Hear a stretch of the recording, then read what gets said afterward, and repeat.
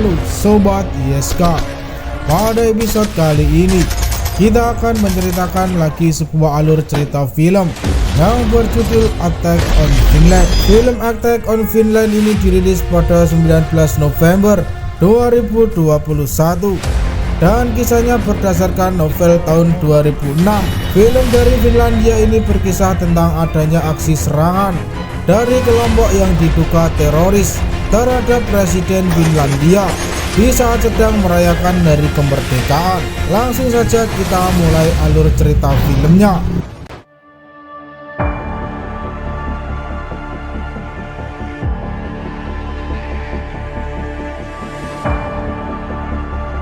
Film dibuka dengan sebuah narasi yang bertulis polisi Uni Eropa membentuk Expo, yaitu layanan khusus kejahatan di dunia maya. Agennya berasal dari beberapa negara. Beberapa operasi diklarifikasikan sebagai tidak resmi.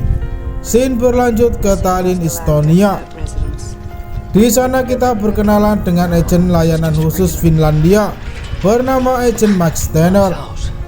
Lalu kemudian seorang rekannya bernama Agen Slavia Madsen. Diketahui keduanya saat ini sedang menjalankan sebuah misi untuk pergi menyelinap ke salah satu rumah target. Buruan mereka bernama Titov untuk mengambil sebuah laptop penting di sana. Dalam menjalankan misi, keduanya dipandu oleh Mary Laker dari markas pusat.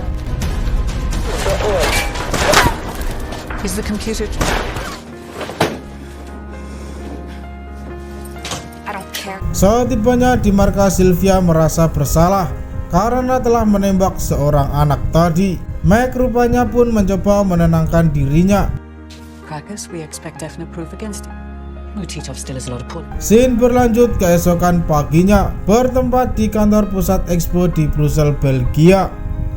Di sana Meg diberitahu Mary jika anak yang ditembak oleh Sylvia semalam adalah putra Titov. Namun Sylvia tidak bisa disalahkan, kata Meg, dan itu akan menjadi tanggung jawab dirinya. Namun Mary mengatakan semua harus berjalan sesuai aturan. Kemudian Mary memberitahukan Meg jika mereka telah memeriksa laptop Titov. Titov diketahui telah melakukan pencucian uang. Dari Swedia, Scene berpindah lagi ke Finlandia, tepatnya di rumah tahanan kota Vanta. Di sana kita berkenalan dengan Vasa Jankovic. Vasa menemui ayahnya yang sedang ditahan karena kasus berat. Ayahnya bernama Budislav Jankovic. Dalam pembicaraan keduanya, Vasa berusaha memindahkan ayahnya ke Swedia. Namun itu sangat rumit dan Vasa banyak kehabisan waktu. Belum lagi Vasa kesulitan dalam keuangan. Mendengar berita buruk tersebut, ayah Vasa pun marah dan pergi meninggalkan Vasa. Sepulangnya dari penjara saat berada di sebuah kapal, Vasa menerima telepon tagihan yang memintanya untuk melunasi hutang-hutangnya. Namun Vasa menjawab ia belum bisa mentransfer uangnya sekarang karena saat ini ia masih memiliki masalah. Hingga akhirnya sambungan teleponnya pun terputus. Keesokan harinya saat Vasa sedang membuka komputer di rumahnya, tiba-tiba ada pesan yang masuk di layar monitornya. Pesan tersebut mengetahui permasalahan Vasa dan mereka menawarkan bantuan kepada Vasa. Singkat cerita, berada di sebuah kafe, Vasa menemui orang yang mengirim pesan tersebut. Orang tersebut bernama Anya. Anya mengetahui jika Vasa kesulitan dalam keuangan. Anya juga mengetahui jika ayah Vasa, seorang kolonel yang saat ini sedang menjalani hukuman di penjara atas tuduhan yang belum tentu benar. Untuk itu Anya menawarkan sebuah pekerjaan dari majikannya yang bisa membebaskan ayah Vasa dari dalam penjara dan menjadikan Vasa orang yang kaya. Namun Vasa mengatakan bahwa ia bukan seorang tentara bayaran dan bukan seorang penjahat. Anya kemudian meyakinkan bahwa masih ada orang-orang yang setia pada ayahnya dan mereka akan membantu pekerjaan ini. Anya pun lalu memberi waktu ke Vasa untuk berpikir sebelum menerima tawaran pekerjaan dari majikannya itu. Dari Finlandia, Scene berpindah lagi ke Belgia. Di kantornya Mary menonton berita. jika Jenderal Morel asal Prancis mendekati pemimpin Uni Eropa, salah satu presiden Finlandia. Pertemuan keduanya untuk memperketat sanksi ekonomi terhadap negara Rusia yang tidak terhenti melindungi serangan cyber. Di saat yang bersamaan, Vasa kembali bertemu dengan Anya. Vasa bersedia menerima tawaran pekerjaan dari majikannya Anya. Di sana mereka diberi waktu 2 minggu lagi untuk beraksi dan segera mempersiapkan diri. Singkat cerita, diberitakan hari perayaan kemerdekaan Finlandia akan dilaksanakan pada 6 Desember dan dimulai pada saat bendera Finlandia dikibarkan pada pagi ini. Sementara itu, Presiden Finlandia memulai harinya dengan meletakkan karangan bunga di makam para pahlawan. Finlandia sendiri merdeka pada tahun 1917 dan menjadi salah satu anggota kuat Uni Eropa. Berada di salah satu gedung pemeriksaan, seorang wanita bernama Raisa mencoba menyusun masuk ke dalam. Raisa merupakan bagian dari kelompok Titov.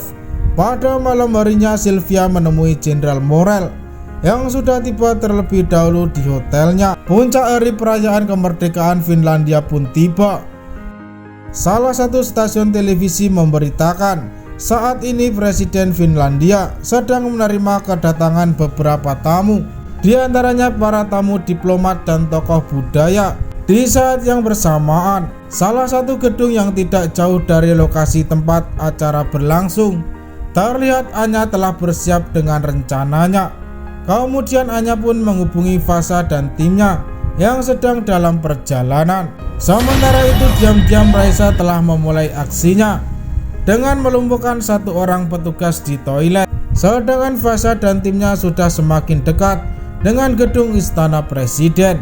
Begitu juga dengan Anya yang sudah siap untuk mematikan semua jaringan komunikasi di istana. Ketika waktunya sudah tiba, mereka semua pun segera beraksi dengan diawali oleh Raisa yang langsung menyerang dan menyandera Presiden Finlandia.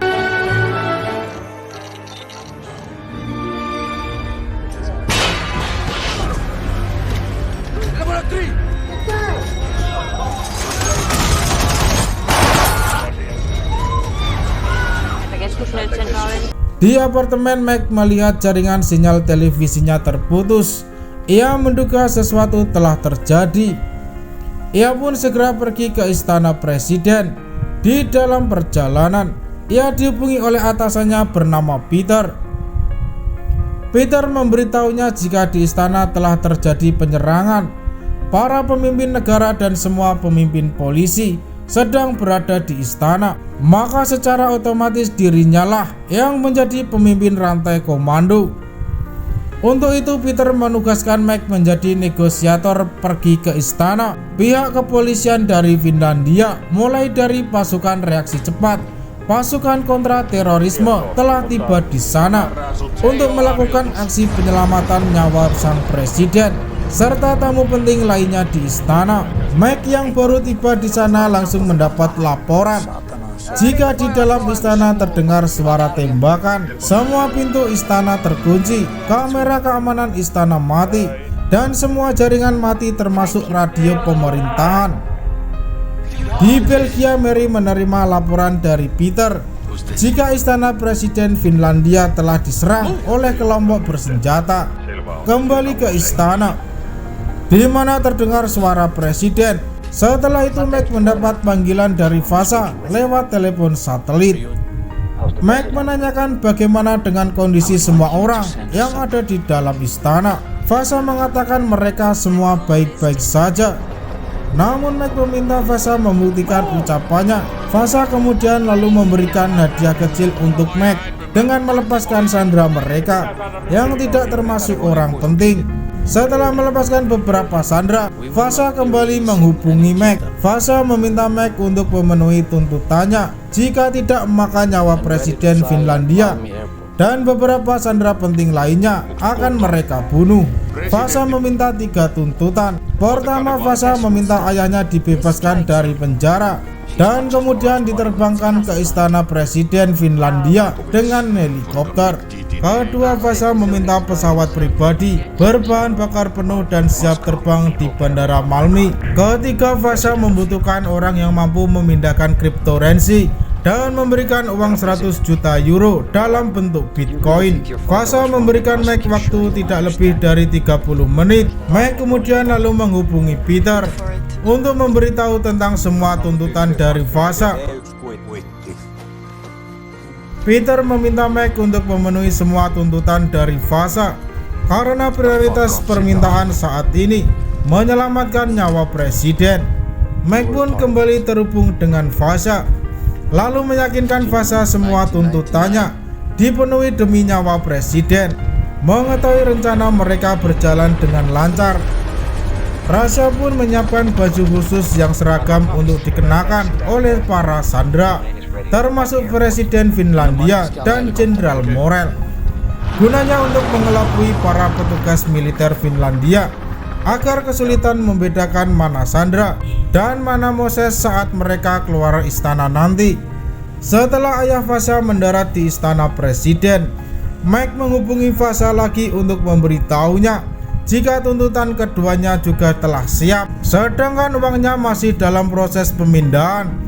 Mike yang sudah memenuhi semua tuntutan Fasha, kini ia meminta Fasha untuk melepaskan semua para sandera di dalam istana termasuk presiden mereka.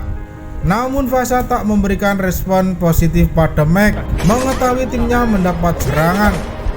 Fasha pun merubah rencana mereka. Ia dan ayahnya serta satu orang lagi akan pergi melalui pintu darurat di lantai bawah agar bisa sampai ke jalan raya.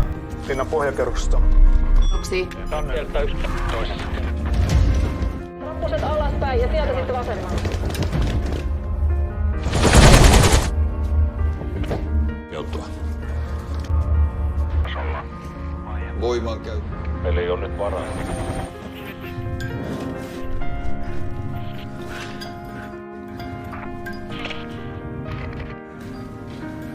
Tunneleissa.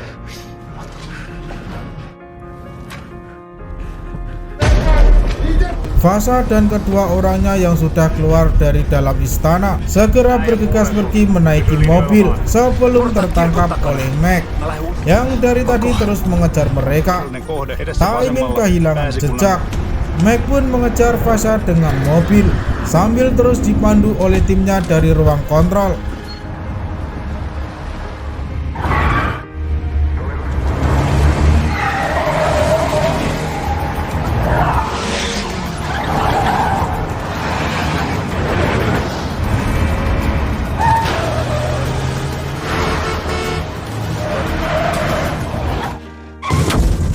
Mike mengira mobil yang ia kejar terdapat Fasha di dalamnya, namun yang terlihat hanya satu orang anak buah Fasha yang sengaja Fasha tugaskan untuk mengalihkan perhatian Mike. Sementara itu Fasha sendiri telah berganti dengan mobil lain saat berada di parkiran tadi. Di saat yang bersamaan di Bandara Malmi, pihak militer Finlandia terus mengepung dan memantau pergerakan musuh yang membawa para sandera. Mereka dilarang melakukan tembakan sampai benar-benar mereka bisa membedakan mana sandera dan mana musuh sebelum menaiki pesawat. Sylvia tiba-tiba melakukan perlawanan. Sylvia yang seorang diri pun harus takluk di tangan kelompok bersenjata tersebut. Salah satu dari pelaku menembakkan senjatanya ke salah satu sandera yang diduga kuat. Sandera yang ditembak tersebut adalah Presiden Finlandia.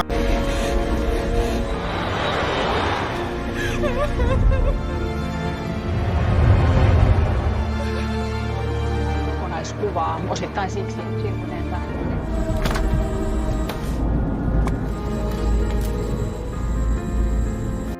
Belum lama terbang di udara, salah seorang anak buah Fasha meminta pilot pesawat untuk mendarat di suatu tempat di mana mereka akan menjemput Fasha dan ayah Fasha yang sedang dalam perjalanan menuju ke titik penjemputan. Setelah menjemput Fasha dan ayahnya, pesawat ini pun kembali terbang melanjutkan perjalanan mereka. Diketahui Fasha dan timnya akan terbang ke Rusia. Dalam laporan pemberitaan, Jenderal Morel dan Sylvia masih dalam sandera para pelaku, sedangkan sandera lainnya berhasil diselamatkan. Atas kejadian ini, Finlandia kehilangan seorang presiden yang telah tewas ditembak. Dari dalam pesawat, seorang kopilot yang ternyata seorang polisi mencoba melakukan perlawanan demi menyelamatkan nyawa Jenderal Morel dan Sylvia. Namun naas, ia harus tewas setelah terlebih dahulu menembak mati ayah Fasha. Kembali ke Meg. Di kantor, ia bertanya ke Peter bagaimana cara agar ia bisa masuk ke wilayah Belarusia. Peter menjawab secara resmi ia tidak memiliki wewenang untuk hal itu, namun Mary bisa melakukan hal tersebut karena ia memiliki jaringan yang kuat. Singkatnya, Meg pun menghubungi Mary. Mary mengatakan lokasi para penculik tersebut berada di komplek industri 2. Ia juga mengatakan tak bisa terlibat secara resmi dalam kasus ini, namun Mary akan mengirim tentara bayaran untuk membantu Meg dalam misi ini, serta memberikan bantuan pengawasan dari satelit dan penjemputan dari perbatasan. Bertempat di perbatasan Belarusia, Meg menemui rekan timnya dari tentara bayaran yang diutamakan.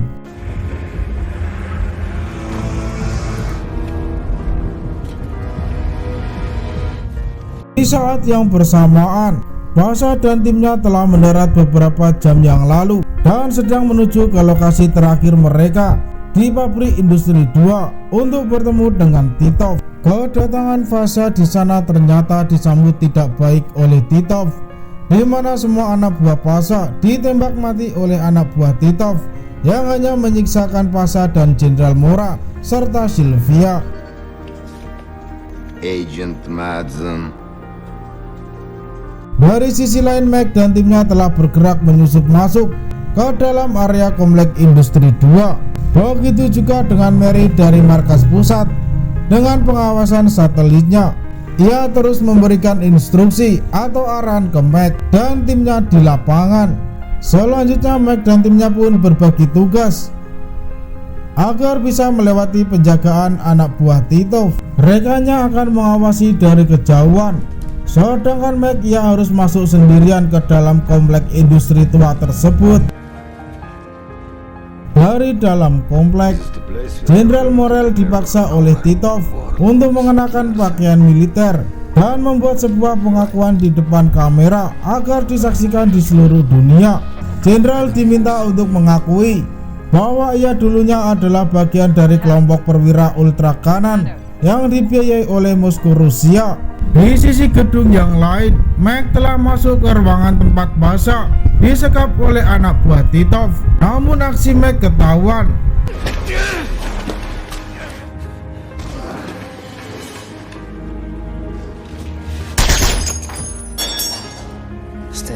Kembali ke Titov. Setelah Jenderal Morel membuat pernyataan di depan kamera, kini giliran Sylvia. Killing children.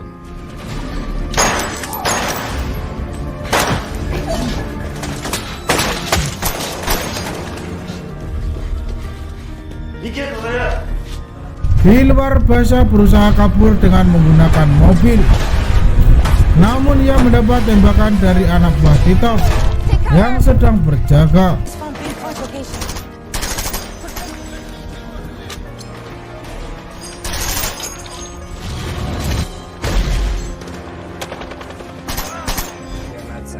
She's on the roof. Right over there.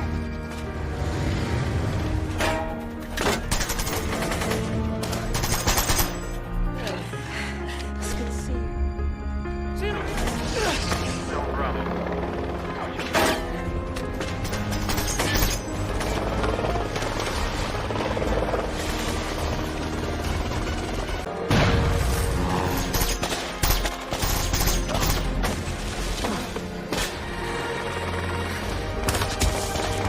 Akhirnya Meg pun berhasil keluar dari komplek tersebut setelah rekan timnya membantu memberikan tembakan dari kejauhan. Di hari berikutnya setelah kejadian tersebut, dan masih bertempat di Rusia, Anya menemui majikannya alias Titov yang sedang makan di sebuah restoran. Titov meminta Anya untuk mencari dan membunuh Vasha yang kini masih hidup dan menjadi buronan. Namun Anya mengatakan Vasha bukanlah ancaman besar. Namun Titov terus memaksa hingga akhirnya Anya pun murka. Scene berikutnya berpindah ke Geneva, Swiss. Di sana terlihat Jenderal Morel sedang berteleponan dengan seseorang. Namun tanpa disadarinya, Anya tiba-tiba datang dan langsung memberikan suntikan yang mematikan. Scene berikutnya bertempat di Tenerife, Pulau Kenari. Lama menghilang, ternyata selama ini Vasha menyamar sebagai seorang pelayan hingga akhirnya Anya menemukannya di sana. Anya kemudian memberikan sebuah dokumen untuk pergi ke suatu tempat yang aman dan memulai dengan hidup yang baru. Dari Pulau Kenari, Scene berpindah ke Paris, Prancis. Di sana Meg menemui Mary. Meg ingin mencari tahu tentang kematian Presiden Finlandia beberapa waktu yang lalu. Mary menjelaskan Presiden Finlandia telah membentuk opini dan persiapan agar Finlandia bisa bergabung dengan NATO. Sedangkan orang-orang yang di belakang Titov tidak setuju jika Finlandia resmi bergabung dengan NATO. Selesai memberikan penjelasan, Mary pun pergi dan film pun selesai. Terima kasih telah menonton video ini. Jangan lupa tonton video lainnya. Salam Sobat ISK.